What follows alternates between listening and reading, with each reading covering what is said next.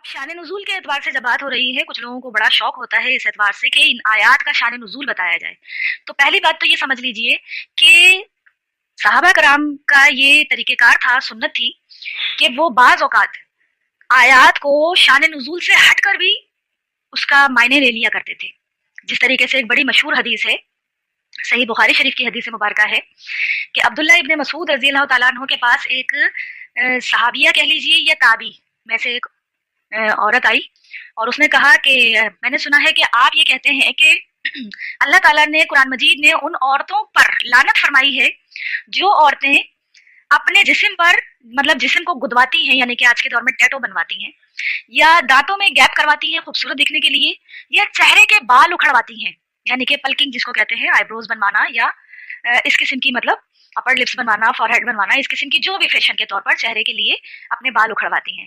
तो कुरान मजीद में आप ऐसा बयान करते हैं? उन्होंने कहा, अब्दुल्लाह इब्न मसूद ने कहा हाँ मैं ये बयान करता हूँ। तो उस औरत ने कहा कि मैंने कुरान मजीद पूरा पढ़ा है, कुरान मजीद में तो कोई ऐसी आयत नहीं मिली मुझे।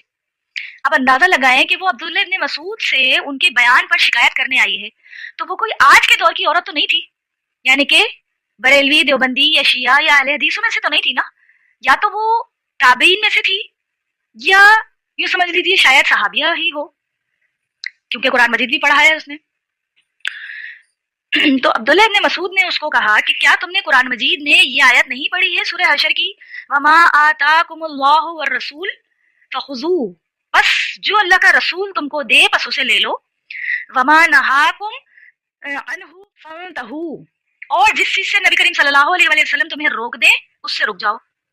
अब स्पेसिफिकली ये आयत सूरह हशर की जो आई है, ये तो माले गनीमत के लिए आई थी, यानी कि इसका शान नुज़ूल जो है इस आयत का, वो नबी करीम सल्लल्लाहु अलैहि वसल्लम के मुबारक दौर में जब फतूहात हो रही थी और जोग दर जोग लोग इस्लाम में दाखिल हो रहे थे, तो माले गनीमत जो है वो बड़ी बड़ा हाथ आ गया था। तो नबी करीम सल्लल्लाहु अलैहि वसल्लम ने ग़ज़वा हुनैन के मौके पर या फतह खैबर के मौके पर सहाबा कराम में माले गनीमत को तकसीम किया था अपने एतबार से, जिसको चाहा जितना दिया। तो बाद सहाबा कराम को उस तकसीम के ऊपर एतराज हुआ था कि नबी अलैहिस्सलाम जो है वो अपनों को ज्यादा नवाज रहे हैं। तो उन सहाबा कराम को तनबीहा करते हुए अल्लाह ताला ने सूरह हशर में ये आयत नाजिल फरमाई है कि मोमिन तो वो हैं जो नबी सल्लल्लाहु अलैहि वसल्लम की तकसीम पर राजी रहते हैं। अब नबी सल्लल्लाहु अलैहि वसल्लम जो कुछ भी तुम्हें देते हैं माले गनीमत में से, उसको खुशी खुशी ले लो, और जिस चीज से रोक देते हैं, मना कर देते हैं, उससे रुक जाओ। इनकी इत्तिबा करना लाजिम आता है ना। तो ये स्पेसिफिकली आयत सूरह हशर की माले गनीमत की तकसीम के एतबार से नाजिल हुई है, शान नुज़ूल उनका माले गनीमत की तकसीम था। लेकिन अब्दुल्लाह इब्न मसूद ने ये आयत उठाकर उस ताबी औरत को, या सहाबी कह लीजिए, ये जो खूबसूरत बनवाने के लिए टैटू बनवाती हैं या दांतों में गैप करवाती हैं या चेहरे के बाल उखड़वाती हैं, उन औरत पर लानत करने के लिए फिट कर दी कि नबी अलैहिस्सलाम के लिए कहा गया है कुरान मजीद में कि जो कुछ भी वो तुमको दें बस ले लो, और जिस चीज से रोक दें तो रुक जाओ। उस औरत ने कहा कि हाँ ये आयत तो है कुरान मजीद में, ये तो मैंने पढ़ी है। तो फिर उस मौके पर अब्दुल्लाह इब्न मसूद ने कहा, तो फिर नबी करीम सल्लल्लाहु अलैहि वसल्लम की हदीस मुबारका मुझ तक पहुंची है कि बुखारी शरीफ की हदीस मुबारका में आप अलैहिस्सलाम ने फरमाया कि वो औरतों पर अल्लाह की लानत है जो औरतें अपने जिस्म को गुदवाती हैं, यानी कि टैटू बनवाती हैं, या दांतों में गैप करवाती हैं खूबसूरत दिखने के लिए, या फिर चेहरे के बाल उखड़वाती हैं, यानी कि पल्किंग करवाती हैं, आईब्रो बनवाती हैं, फॉरहेड या अपर लिप्स वगैरह।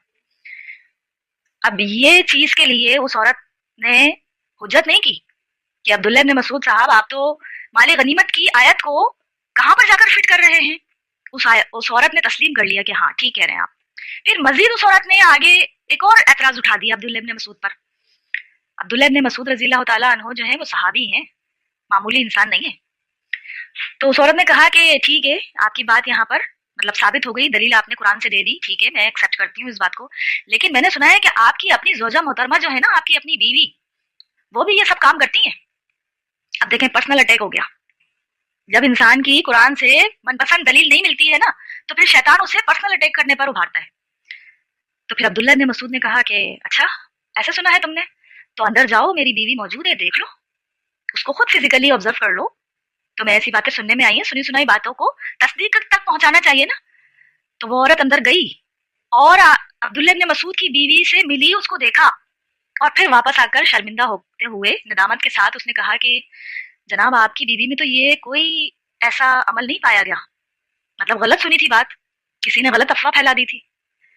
تو عبداللہ ابن مسعود نے اس ٹائم اس عورت کو ایک جملہ کہا، اور دیکھیں کتنا سخت جملہ ہے وہ۔ اس عورت کو کہا کہ اگر میری بیوی یہ اعمال میں سے کچھ عمل کرتی ہوتی تو پھر وہ عبداللہ ابن مسعود کی بیوی نہ ہوتی۔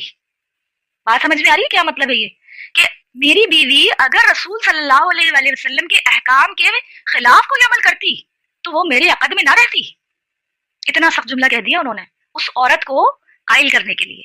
پھر وہ عورت واپس چلی گئی۔